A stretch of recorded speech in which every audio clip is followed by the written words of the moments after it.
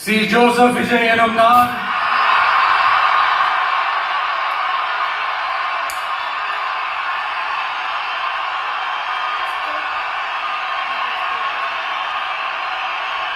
சட்டப்படி அமைக்கப்பெற்ற இந்திய அரசியல் அமைப்பின்பால் உண்மையான நம்பிக்கையும் மாறா பற்றும் கொண்டிருப்பேன் என்றும் இந்திய நாட்டின் ஒப்பில்லாத முழு முதல் ஆட்சியையும் ஒருமையையும் நிலை நிறுத்துவேன் என்றும் தமிழ்நாட்டு அரசின் முதலமைச்சராக உண்மையாகவும் உளச்சான்றின்படியும் என் கடமைகளை நிறைவேற்றுவேன் என்றும்